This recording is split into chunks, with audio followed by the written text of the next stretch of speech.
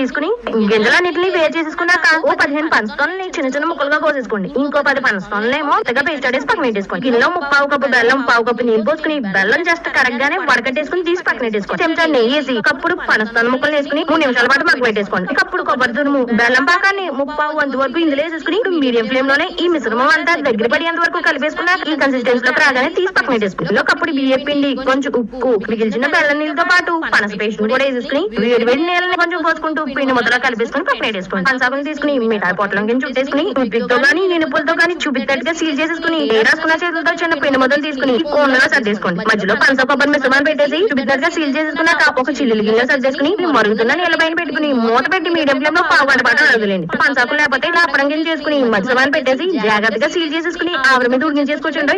వీటిని బయట తీసేసుకుని ఆకులు చేసుకున్నాక వేడి వేడిగా ఉన్నప్పుడు తీసుకుంటే ఉండదండి. పట్టణంలో ఉన్నా సరే పల్లెటూరులోని ప్రకృతి మధ్య నా ఫీలింగ్ చేయాల్సిన